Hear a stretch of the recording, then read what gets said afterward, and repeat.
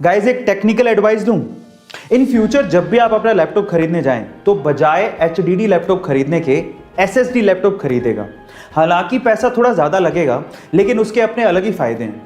पहला फायदा यह है कि आपके लैपटॉप की पावर कंजप्शन कम हो जाएगी और दूसरा सबसे बड़ा फायदा यह है कि एसएसडी लैपटॉप मात्र 3 सेकंड में ही स्टार्ट हो जाते हैं। हालांकि थोड़ा पैसा ज़्यादा लगेगा लेकिन आपके काम की स्पीड बढ़ जाएगी। बाय द वे, जिसे ये नहीं पता कि एचडीडी और एसएसडी क्या है तो मैं आपको बता देता हूं कि एचडीडी का मतलब होता है हार्ड डिस्क ड्राइव और एसएसडी का मतलब होता है सॉलिड स्टेट ड्राइव। गाइस आजकल ऑनलाइन का जमाना है और आजकल लोग ऑनलाइन के थ्रू पेमेंट्स भी कर रहे हैं। कितनी अच्छी बात है। आपने भी कभी ना कभी किसी दुकानदार या मर्चेंट के क्यूआर कोड को स्कैन करके उसे ऑनलाइन पेमेंट जरूर किया होगा।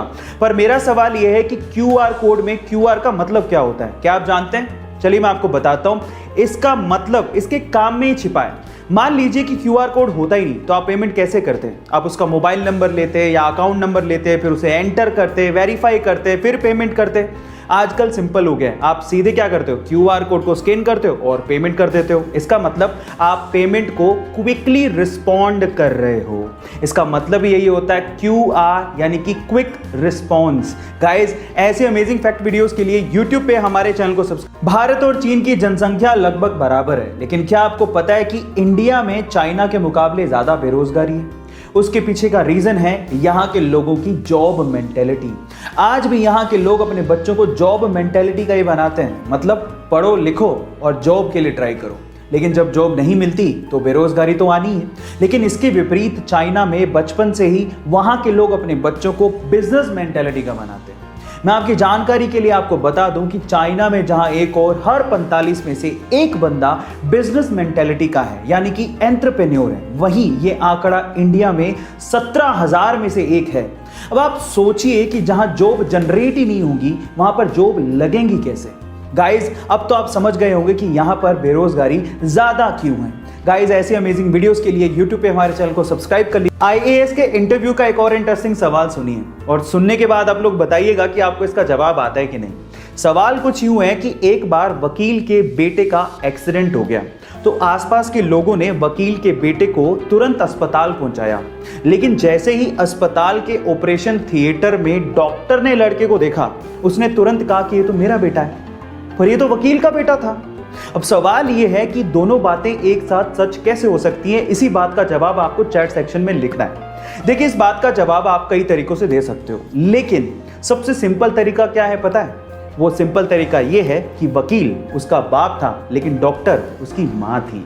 गाइस ये इंटरेस्टिंग क्वेश्चन आपको कैसा लगा चैट सेक्शन में जरूर लिखिएगा और ऐसी अमेजिंग क्वेश्चंस के लिए YouTube पे हमारे चैनल को सब्सक्राइब कर लीजिए। आजकल के लोग शुगर फ्री के चक्कर में हेल्थ कॉन्शियस होकर मिठाइयों को अवॉइड करते हैं, ठीक भी बात है, लेकिन कुछ मिठाइयाँ आपकी सेहत के लिए हेल्दी और फायदेमंद होती हैं। कौन सी है वो मिठाइयाँ? जैसे कि रसगुल्ला या छेने की मिठाइयाँ।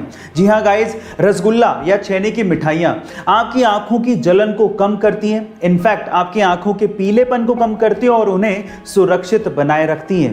क्या इसके पहले तक रसगुल्ला या छेने की मिठाइयों की ये विशेषता आपको पता थी? और अगर नहीं पता थी तो ऐसे ही हेल्थ टिप्स के लिए YouTube पे हमारे चैनल को सब्सक्राइब कर लीजिए। गाइस हम में से अधिकतर लोग एल्बर्ट आइंस्टाइन को सबसे ज्यादा बुद्धिमान मानते हैं और उन्हीं के IQ लेवल से सबके IQ लेवल का कंपैरिजन किया जाता है। लेकिन क्या आपको पता है कि एल्बर्ट आइंस्टाइन खुद किसको सबसे ज्यादा बुद्धिमान मानते थे?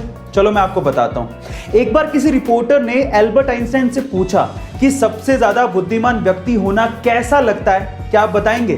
तो उसके ऊपर जो एल्बर्ट आइंस्टाइन ने जवाब दिया वो आप लोगों को सुनना चाहिए। उन्होंने कहा मुझे नहीं पता, आई थिंक ये सवाल आपको निकोला टेस्ला से पूछना चाहिए। गाइज अगर निकोला टेस्ला नहीं होते तो ऐसे बहुत सारे इन्वेंशंस हैं जो कि कभी पॉसिबल ही नहीं हो पाते।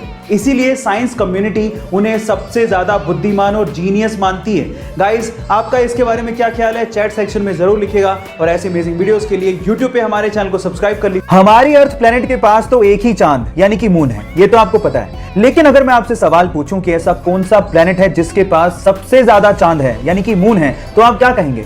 शायद आप लोग जुपिटर का नाम लें जिसके पास अभी तक 79 मून डिस्कवर हुए हैं, लेकिन आपकी नॉलेज अपडेटेड नहीं है। चलिए आपकी नॉलेज को मैं अपडेट कर देता हूं। एक्चुअली सैटर्न यानी कि शनि जुपिटर को पीछे छोड़ते हुए 82 मून्स के साथ नंबर 1 पोजीशन पे आ गया है, यानी कि शनि के पास 82 मून्स डिस्कवर किए गए हैं। क्या इसके पहले तक इफेक्ट आप जानते थे? और अगर नहीं जानते थे तो चैट सेक्शन में लिखना मत भूलिएगा।